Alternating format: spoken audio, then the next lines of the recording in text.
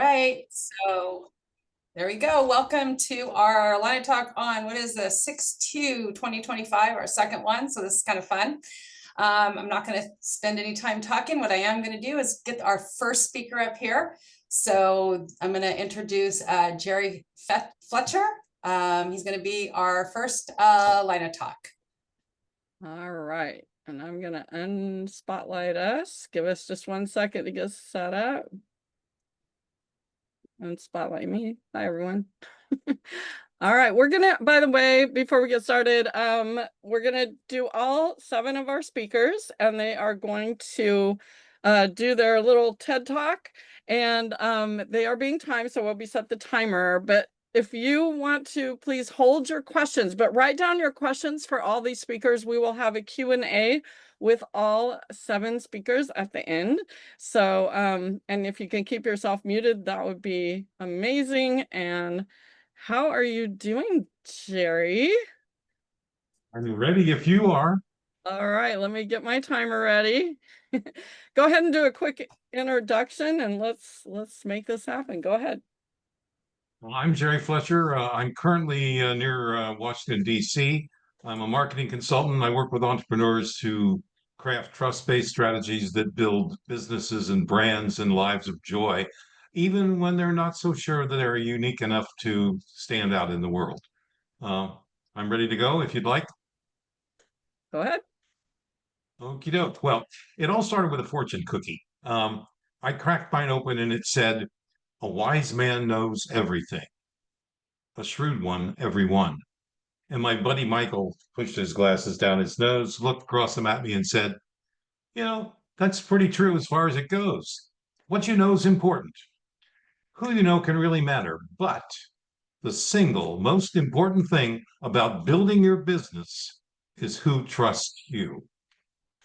You need to be trusted by 4 people in today's world: yourself, your team, your company, and your customer. Now, that's just one of the shifts that we need to understand as we go forward into this new normal that we're living in. Since 2000, the Edelman Company, which is a PR and research firm with offices all over the world, they've been doing a survey that they call the Trust Barometer. It's an annual survey conducted in 28 countries. This year, there were over 33,000 respondents. They found that trust is eroding across the world. 4 people in 10 approve of hostile activism. And what that means is they attack people online. They intentionally spread disinformation. They're threatening or committing violence, actually doing it. They're damaging public or private property. Now, you and I can do something about this, but we have to lead the way to restore and build optimism, because business executives are more trusted than government or the media. Every public interaction that you have must be believable, honest, and consistent. Every action. Your corporate integrity is at stake. Every marketing component you touch on has to be oriented to building credibility. Now, wouldn't it be nice if there was a pill for that? There is, kind of. It's called oxytocin. Research on it began in 2001.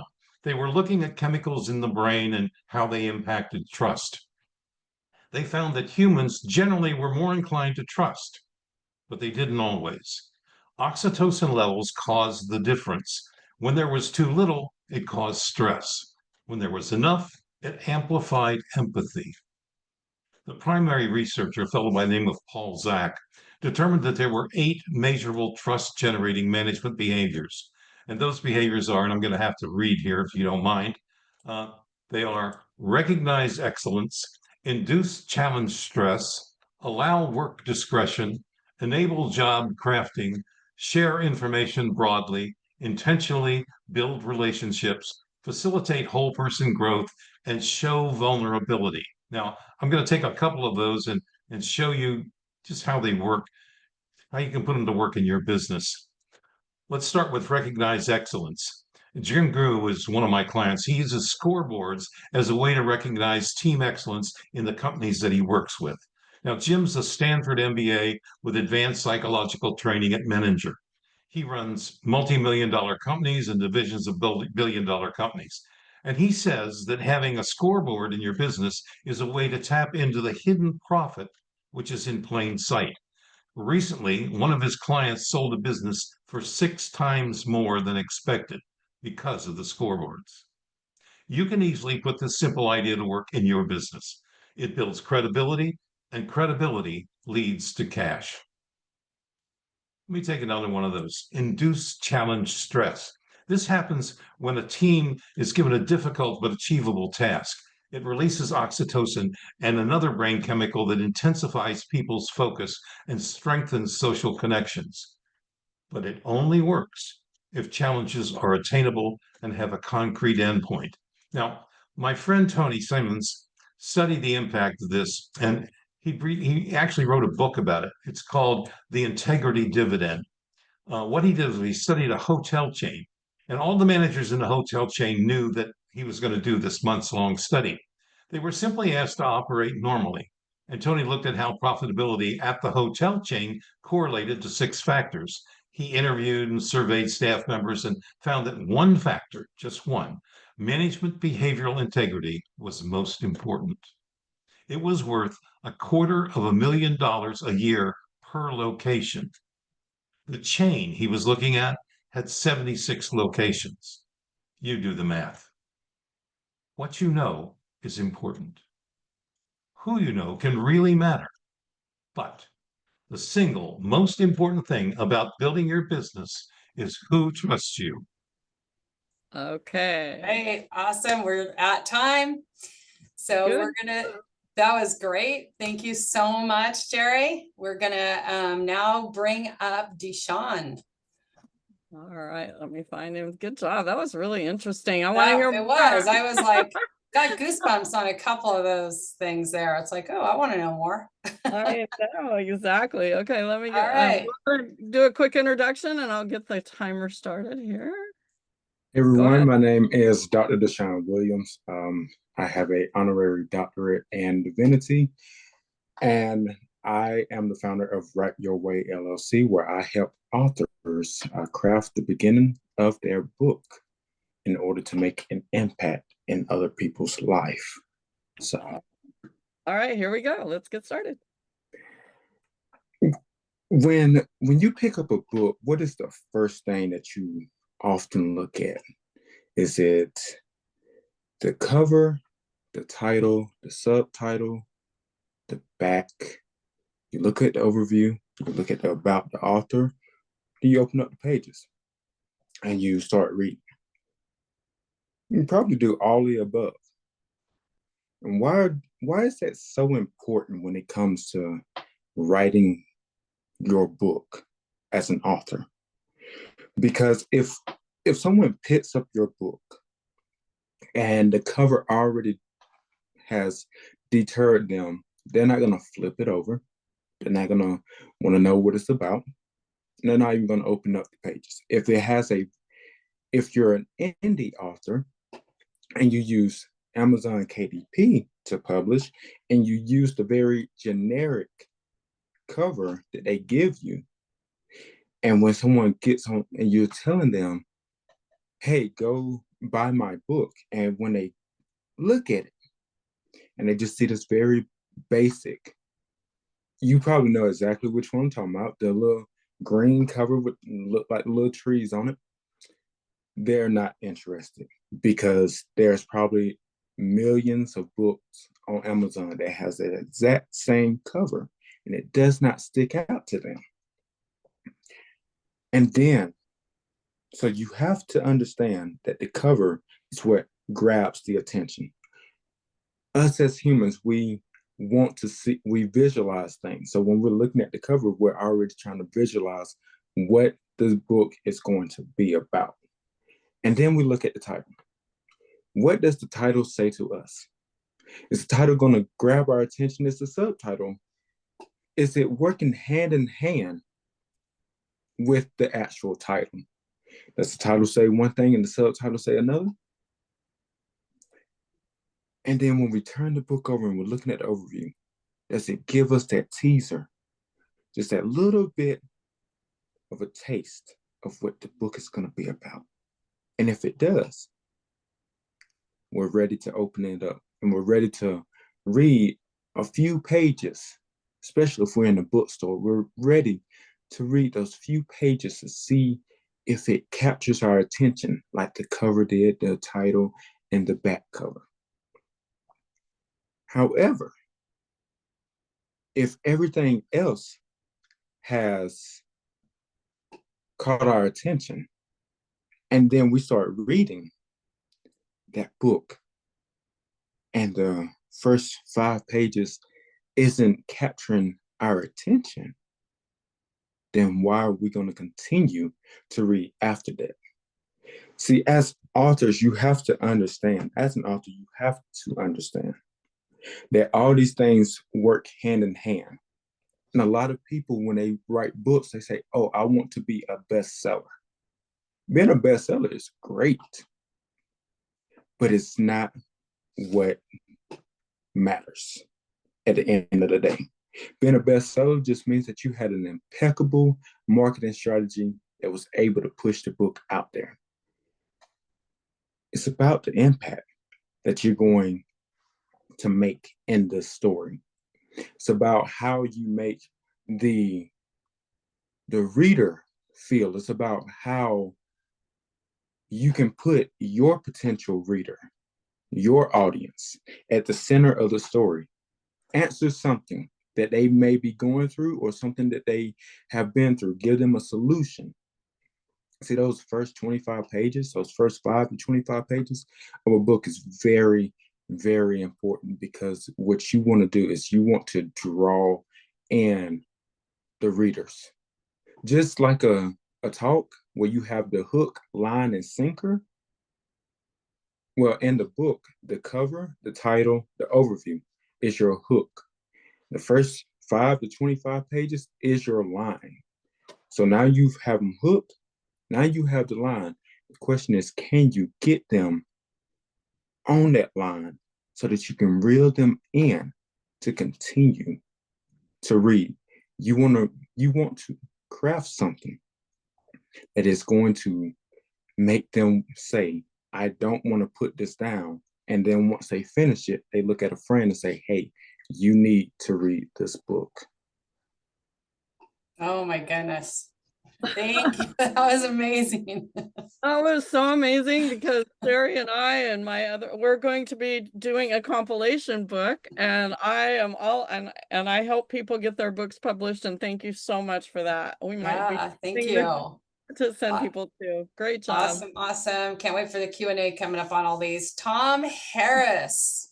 Can you bring Tom Harris up? All right, let me see. All right, Tom, take it away, my friend.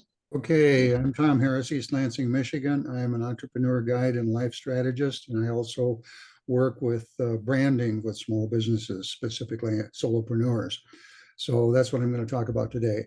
I have no aversions to being seen on screen, but what you're going to see is a lot of words on the screen. And I want to put a plug in for Deshaun for absolutely perfect timing. It was. Okay, here we go, Tom. Ready? Go. Actually, I'll pause it so you can get your screen share. Okay, you should be seeing a purple screen that says, what is a brand? I hope. All right, go ahead. Okay, what is a brand? It's probably not what you think it is and what most people think it is. These things that you're seeing here are not brands, although most people would say they are. They are what I refer to as memory triggers, meaning that if you see the Apple icon, you're probably going to immediately get a picture of an iPhone or an Apple computer in your head, and the same with Kellogg's, you'll probably think of cornflakes. A brand is not a thing. It's not a logo or a tagline or a company name or a product name. A brand is a set of perceptions, thoughts, feelings, judgments, and expectations about a product, service, company, or person. The simplest way to say it is a brand is the expectation of an experience. And that, of course, can be either positive or negative. So your brand is not what you think about yourself, your product, and your business. It's what other people think about you, your product, and your business. That expectation, again, exists in someone else's mind. Therefore, you do not have control over your brand because you cannot control what goes on in someone else's mind. However, you can influence what goes on in someone else's mind, and that is done with something called branding media, which I'll explain in a second.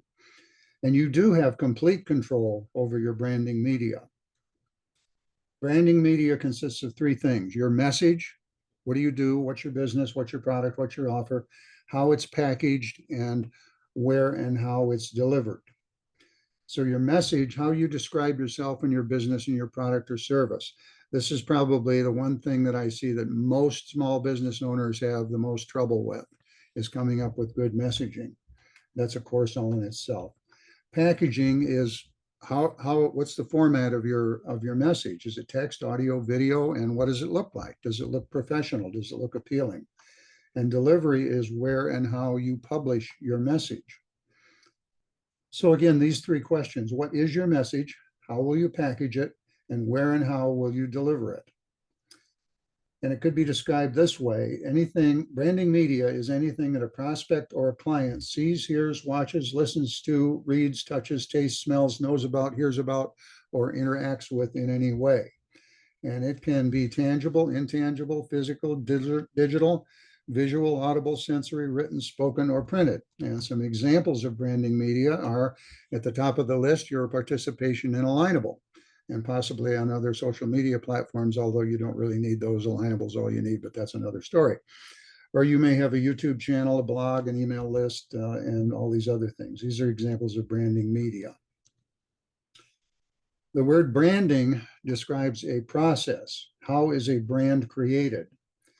The answer to that question is when your branding media meets someone's perception factors, a brand is created. So, I'm going to hang on to that for a second. I'm going to show you a partial list of perception factors. And I'm also going to tell you that the actual full list is probably 6 or 7 times bigger than this. So don't try to read this. We don't have time for that right now.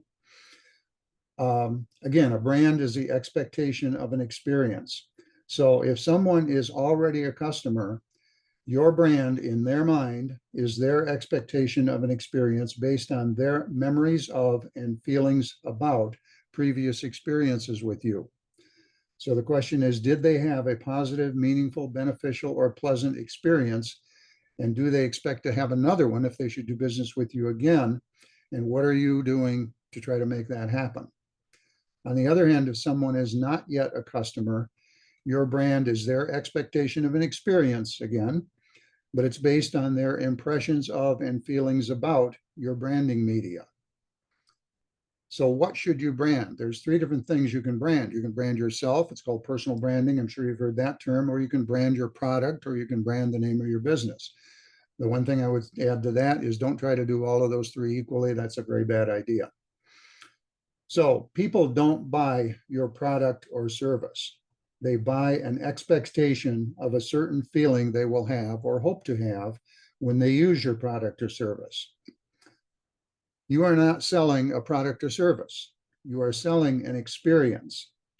So the question becomes, how do you think your next customer will rate the experience of doing business with you? You are not selling a product or service. You are selling an experience. Thank you. Good job. Thank you, Tom. That was great. Awesome, awesome. Thank you so much. Okay, now we're going to bring up Trudi. All right, let me find her. And There she again, Sue and I both don't know. We don't know some of these people, so this is exciting. So is. I Trudi, know. so Trudi, go for it. Hi. Okay, go ahead, Trudy. I'll push the start button if you're ready. I'm ready. Okay, let's do it. Thank you so much. Hey there, Alignable. Well, my name is Trudi Kayser, and I help people transform their relationship with money, not just by giving them financial strategies, but by teaching them how to think, speak, and feel differently about their future.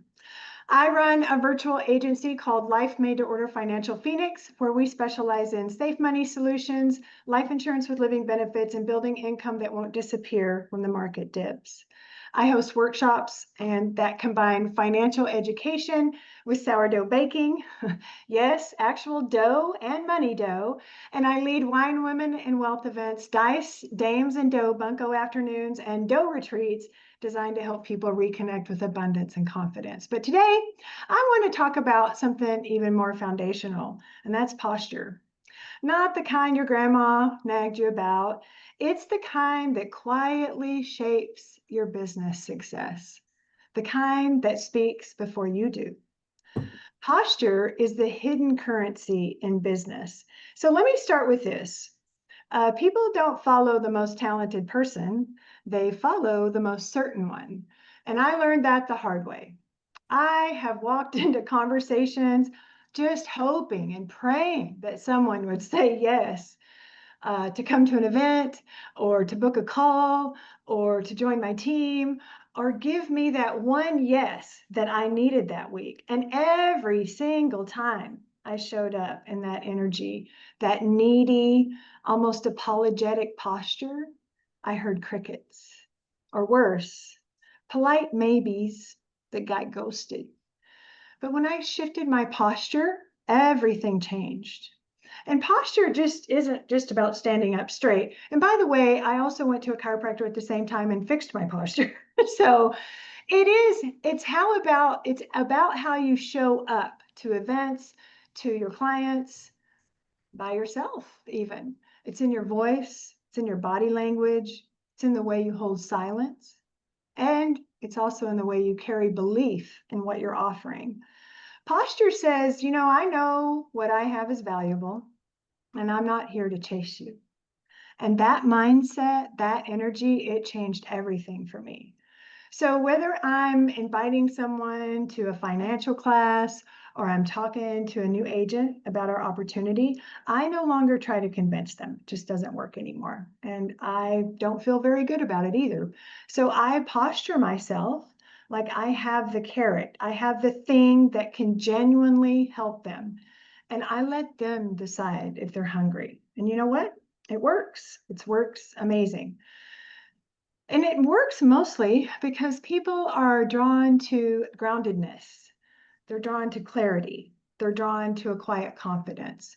And they don't want someone who's begging for their time. Have you ever had that happen to you?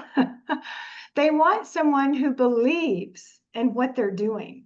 And just for fun, here's a little side note, a little posture inspiration from the queen herself, Miss Taylor Swift. She wore a posture bra on stage to help her show up more powerfully in front of huge crowds. And in the years that followed, her net worth went from 5 million to 1.5 billion. 3 years. Coincidence? Maybe. But energy doesn't lie. And posture speaks volumes, even in a stadium with Taylor Swift. So when I stopped chasing and I started leading, I attracted better conversations, I attracted better partnerships, I attracted better energy in my business. And this just isn't like a tip for sales or networking. It's really just a way of being. And I feel like a lot of you have talked about it today already and kind of teed me up for this talk. So thank you for that. Because, whether you're on a Zoom call or if you're posting on social media, or if you're meeting someone for coffee or coming to an Alignable event, you are always communicating your posture. So I'll ask you this. Are you standing in your value, or sitting in your value, I guess would be a better one? Or are you shrinking to be liked? One will build trust and the other will drain you. So here's my challenge to you this week. Put on your invisible posture bra, even if you're not Taylor Swift, men too, and walk into that next conversation like already know your worth. Speak with conviction and let go of convincing. And remember, people don't need to be chased. They need to be led. Thank you. Good job. That was fun. I love it. Awesome. Very. Awesome. All right, let's keep going. These are amazing today. Let's bring up Lori. All right, I'm looking for wave on the, there's so many people on the screen. There you are. Okay, you moved. You were up top. Okay. I'm always the most colorful person in the room. Okay. always. Every Zoom call I get on, I'm like fluorescent. I used to Okay. have purple hair too. So, all right. So I'm Are Lori you Jo ready? Best. I am a partner and founder of a small digital marketing agency in Troy, Michigan. But I'm going to tell you about a completely different aspect of my life and my passion. I spent 30 years in the television production business. That is an Emmy back there. That I won as a studio marketing manager. And I really loved that business. And then it became easy to shoot video on your phone and edit on your laptop, and companies no longer needed $250,000 of editing equipment and $150,000 a year editor to create a broadcast program or commercial. And all of a sudden, that industry basically imploded. Well, I was 48 years old at that time. And through crazy, bizarre coincidences, I got thrown into an ad agency creative department as a social media copywriter and a community manager at 48 years old. So I was about 18 years older than most people in the department, and it was an absolute riot, right? But what I realized is that I had spent the first 30 years of my career primarily in sales, marketing, and basically management of people. And I had developed a lot of skills that were really valuable when it comes to forming connected, positive relationships in business. Connected, positive relationships are the magic of any business situation, whether you're an employee, whether you're a client. Connected relationships should always be priority over everything else. And how do you get those relationships? Emotional intelligence. So let's go back to the ad agency world. I sit down, I'm 48 years old, and for some reason, they always set the recent college graduate right next to me. And we'd be fast friends. Before you know it, within a couple weeks, they'd be asking me for advice. I'd be momming them to death.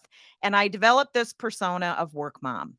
So I wrote a book and I have a podcast called Work Mom Says, Don't Be an Idiot. And the book is 38 lessons you don't want to learn the hard way, because I learned them all. So I share them, and I'm going to share 3 of these with you today. It's all about EQ, emotional intelligence. And what happens in the office is they teach us how to do our jobs, but they don't teach us to play the emotional contact sport of business. It is an emotional contact sport. You will meet people who are nasty. You will meet people who want to take you out. You will meet people who are rude, who you have to pick up the slack for. So, how do you position your mindset to make it easier so you experience less drama and more success? Well, I'm going to give you 3 tips today. And I'm not asking you to change your behavior. I'll change your personality. I'm asking you to change your behavior, not your personality. You can be who you are authentically. Bring your authentic self to work, but do it, consider it bringing your best self to work, your best behavior. So the first thing you want to do is think of business like a board game. Use your strategy. Be strategic. If someone comes into your office and they're being exceedingly rude, if you give your first response, it might not be the right response. Give yourself a few seconds to think about it. Say, you know what, I'm going to get right back to you. Be strategic. Think of business as a board game, and it will allow you to separate your emotions from what's happening in front of you and practice that pause that can really take the emotional charge out of any business situation, right? Next one, be the most enthusiastic person in the room. What do I mean by that? Am I asking you to change your personality? No, don't change your personality. But when you are enthusiastic, what are you doing? You're showing interest. You're asking questions. You're bringing a positive vibe. You're not just walking to the room, throwing your stuff down and just, doing one of these. You're saying hi, you're introducing yourself to everyone. You're asking questions. You're bringing positive vibration into the space. That contributes to success. And it's not, again, not asking you to act, just bring your best way of being that enthusiastic person. And the last thing I'm going to talk about is nothing you encounter in this world is personal. And if you can get into a situation where business is professional and home is personal, I have clients who are dear friends, but I never forget that they're clients. And if there's a conflict, I will always consider that business relationship and treat it accordingly, pleasantly and connectedly, but not in a way that I might if it was just a personal relationship. So nothing is personal. If you want to know more about that, Don Miguel Ruiz wrote a book called The Four Agreements. That's one of them. Nothing that happens in this world is personal. You have no idea what happened to that person before they walked into your office and started yelling, right? So that's what I've got for you. You can learn to play the emotional contact sport and experience less drama and more success. Awesome. So Love that's me. it. Love it. That's a great book. Everybody should read that book. All Yeah. right. We are going to now bring up Joe Moore. I think a lot of us know Joe. Where are you, Cool. Joe? Oh my Hey, God. everybody. Oh, wait a minute. There you are. There you are. Hold on. I got to spotlight Oh, you. I couldn't okay. find you on the screen. It didn't. Good to Okay. go? Are you ready to get started? Do you need a quick intro? No, Are you I ready? can intro. Yeah, I'm cool. Okay. Ready, set, go. Okay, cool. Hey, everybody. My name's Joe. I own Digital Cowboy, and I do cool stuff with AI. That's the whole introduction I'm going to do for myself. All right, I'm going to jump over to my screen here, and I'm going to talk about today the singularity shift and what that means for you. Glad to see a bunch of my friends and good coworkers, or I shouldn't say coworkers, people that I work with on a regular basis in the room. The singularity in AI basically means when AI, we're not going to be able to tell the difference between whether we're talking to one, whether someone else is doing this, whether it's an actual human or whether it's an AI. And this can be good and both bad. So essentially what has happened is because we are moving so quickly through the AI revolution, we're not even seeing necessarily all of the things that are happening behind the technology. And I want to talk a little bit about that and what that means for you, what that means for your business, what that actually means, and how you can take advantage of it. It's pretty wild. We started off drawing signs in caves many moons ago, and we got to the point of the drawing in the sand and then the abacus, and then from the abacus, let's skip ahead to 1976, and the mechanical calculator came out, and everybody that used calculators said, oh my gosh, we're all gonna lose our jobs. And that did not happen. Actually, what ended up happening was people were able to get more work done more efficiently, more effectively. The same thing happened about 20-30 years later when Excel came out. Pretty much anybody in numbers at that point said, oh gosh, no, we're all losing our jobs. But Excel, in the history of the world, at least as far as a software program is concerned, created more jobs than any other digital technology. That's really wild because you got super specialists deep diving into those Excels. Well, the same thing is happening with AI right now. Some of you might know John Shar. He's more of a political guy, but he actually said this: the future is not someplace we are going, but one we are creating. The paths are not to be found, but made. And what is wild about that is with AI, our actual words build worlds. Now, what I want to point out is there was a book written in 1999 by Ray Kurzweil called The Singularity. If you don't know what it is, I will go read it. It's pretty crazy. And what ended up happening way back then is he predicted that AI would hit the singularity, or we would hit the singularity in 2046. Now, again, what that means is I don't know whether I'm talking to you or whether I'm talking to an AI. Some of you have seen the movies, right? It's like that. And Ray also predicted that AI would not predict the Turing test until 2022, until 2029, but it actually broke it in 2022. That puts us at least 6 years ahead on the timeline of how quickly we are going, how fast this is happening. So what does that mean, really? What can we do about that? What is the thing that, hey, if I want to use AI and I want to use it the right way, and I want to be in frequency with my energy, so I am authentic. Everything everybody else just said. Yes, that's what I'm talking about. That is 100% what I'm talking about. Let me show you how to do it. We're going to go over here to my actual ChatGPT. We got a new chat. As you guys can see, I am in the back end of ChatGPT. If you've never been here before, this is completely free. I have a $20 a month version. You can also buy a $199 a month version. You don't need it. You can use the free version.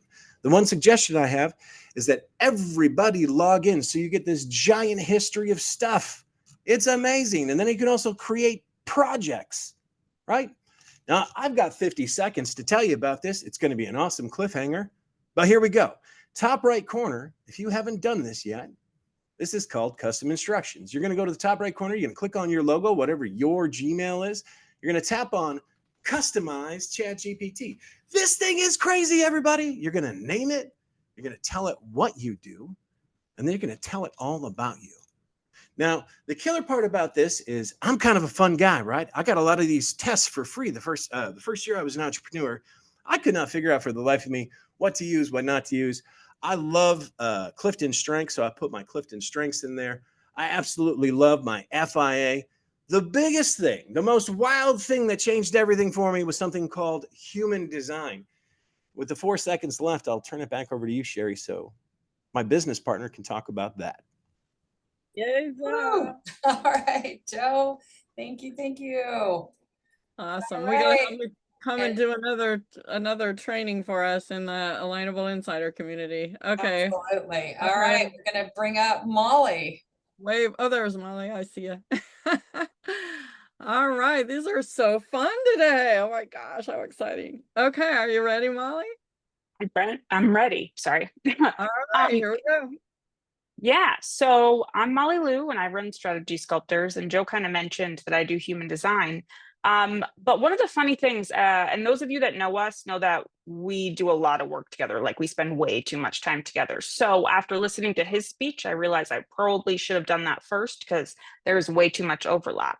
So I'm going to wing this a little bit, but thankfully, like I'm pretty good at it because I mean, again, with the human design stuff, it's all about getting our energy into alignment. And that means that it's much easier to be more present with our lives. And, you know, my whole thing right now is really, there's a lot of fear mongering happening. And AI is a huge part of that. And Joe, again, touched on this, right? With the whole thing from automation and how that all has shifted over time, right? And the thing is even the people that are like anti-fear mongering use that to fear monger. It gets very inception-y, right?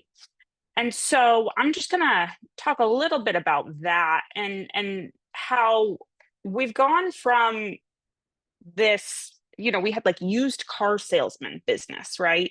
Where it was everybody going door to door and it was just really like very concentrated energy, right? And because of that, we've really shifted into purpose-driven business. But we still have this huge contrast, right? With like borough marketing and like the online space and all these opportunities. It really has people stressed out because we're always in this scarcity mindset trying to figure out how do we get forward to tomorrow, right? Not being able to be here in this moment. And so because of this, right, we still are purpose-driven business has really become a strategy. But the thing is like authenticity isn't a strategy. Like it's not a marketing strategy.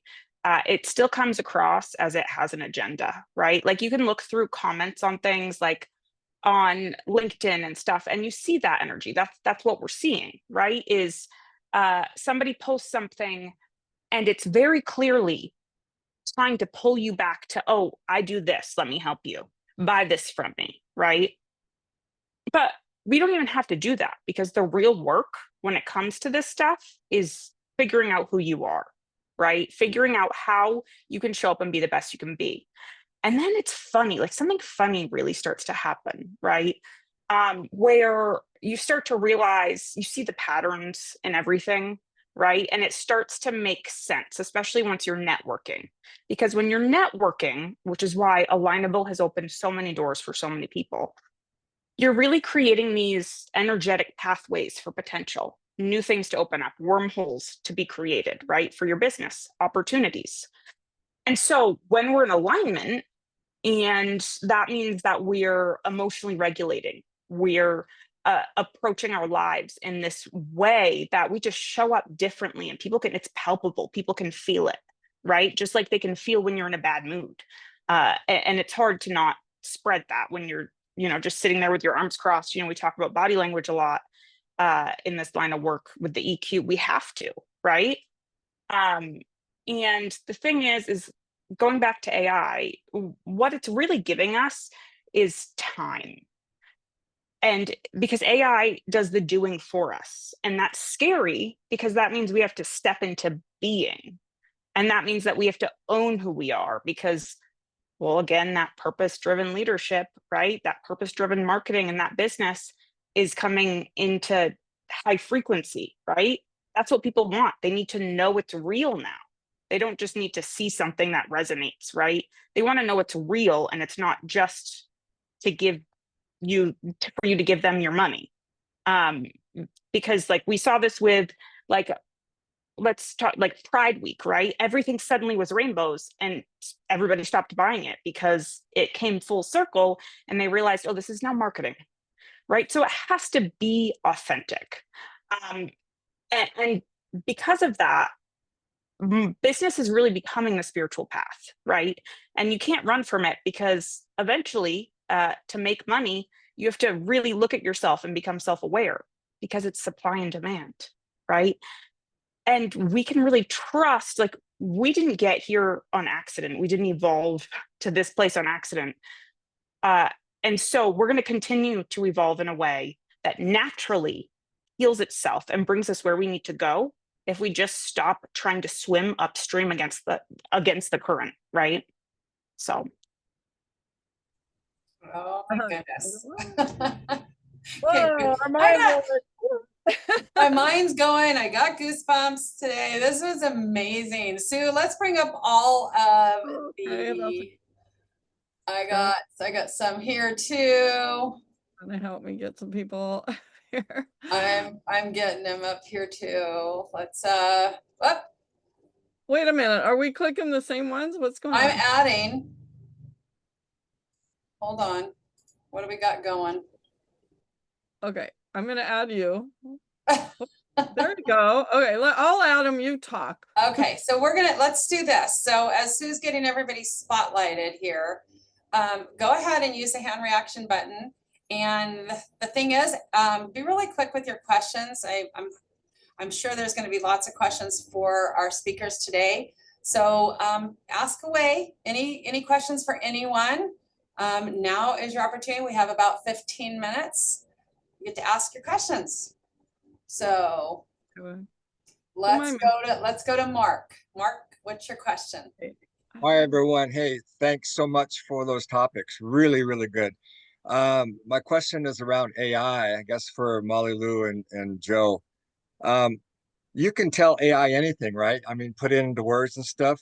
Say I'm really shy and quiet and introverted, but you can put the complete opposite into AI that makes you a completely different person to somebody. I mean, how soon is that going to catch up to you? I mean, is that kind of like falsifying yourself out there? I mean, obviously I wouldn't do it, but I mean, I'm sure people are going to do it, right? So what are your thoughts on that? Go ahead, Joe. Or Mollie? Yeah, well, I'll just say real quick before Joe goes, sorry, that I mean, you're definitely not changing who you are, first of all.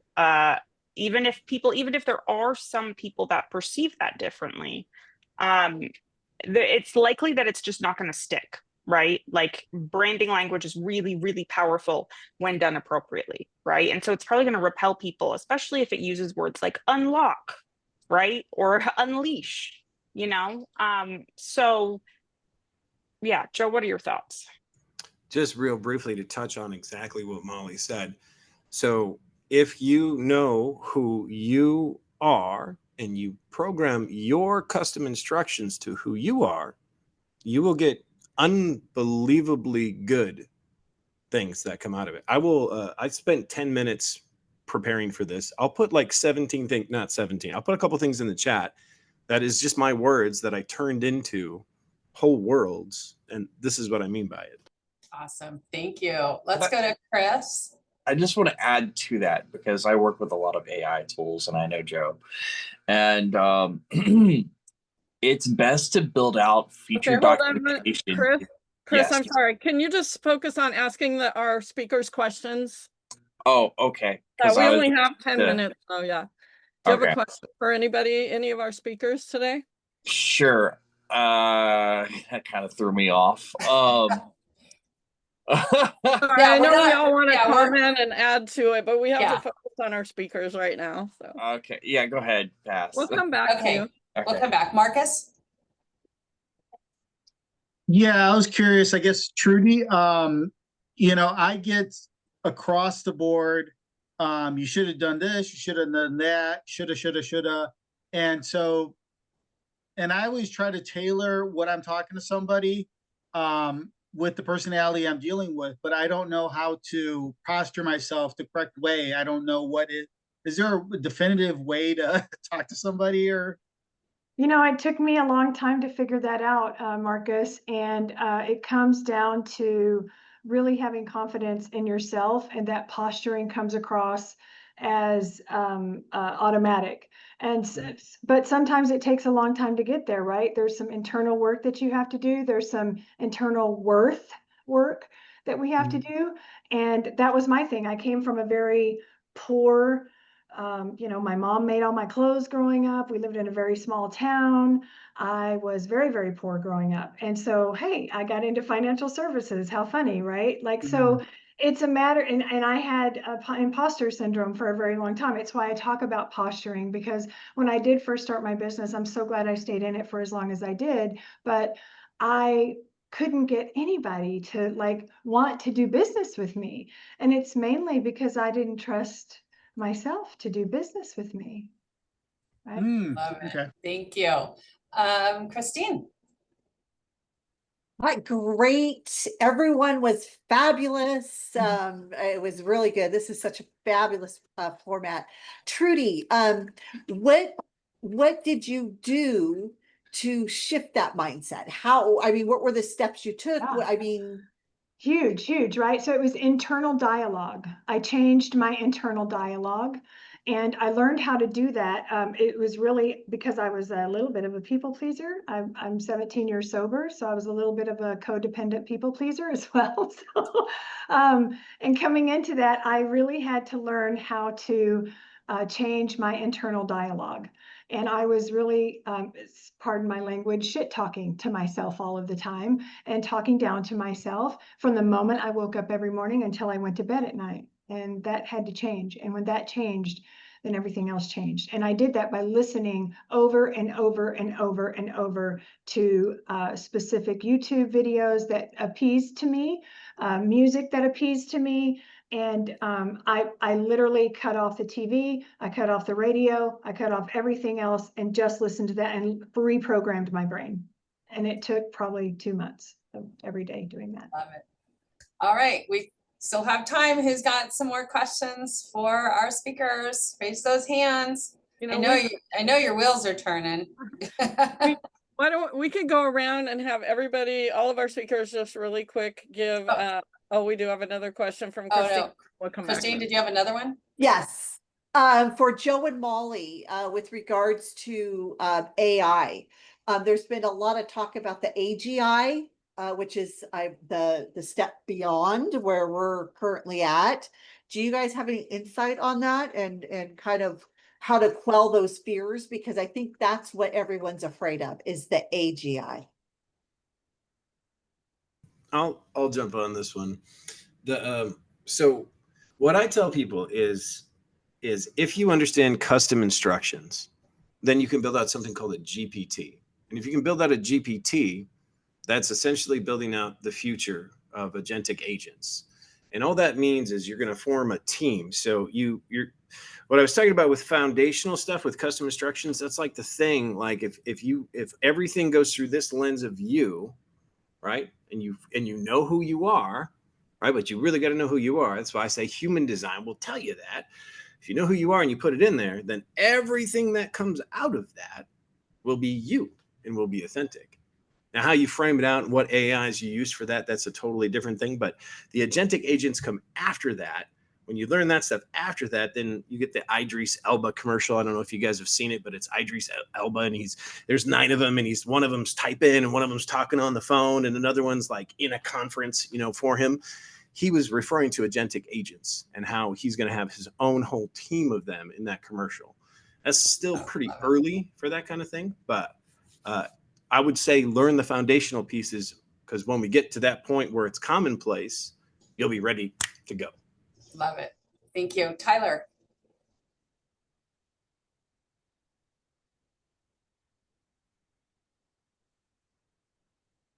There we go. Go ahead, Tyler. Oh, there you go. This is for Jerry. Jerry, you listed like 8 things. One of them was recognize excellence, vulnerability. Can you go over that list real quick again? Jerry, you're muted.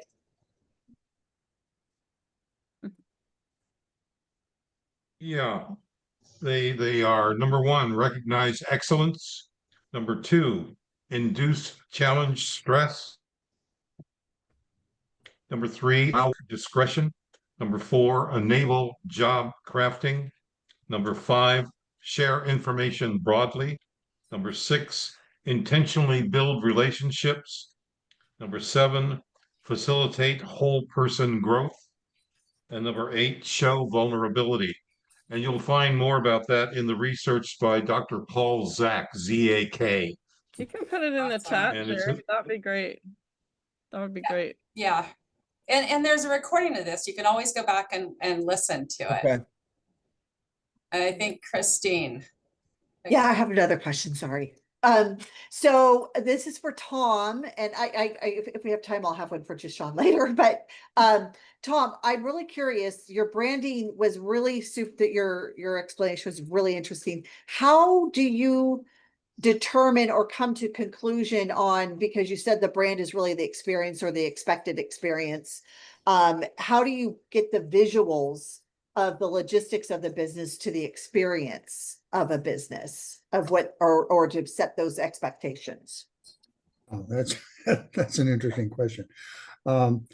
I think one thing that can sort of reorient your brain in the direction I was talking about there is to try to, for example, look at your content, look at your branding media, look at your posts in Alignable and your logo, everything that describes you and your business, and try to put yourself inside the head of somebody who never heard of you before.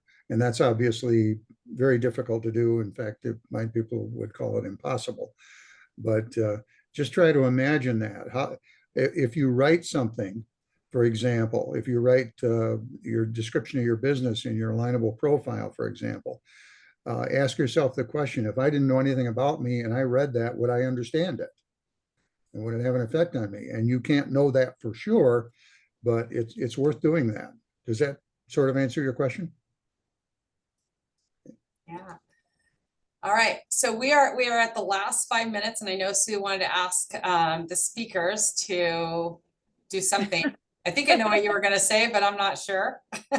Well, is there anything you want to say first? What would you think? No, this was amazing. I'm just going to say, reach out to your speakers today, get to know them. Speakers, reach out to each other, get to know each other.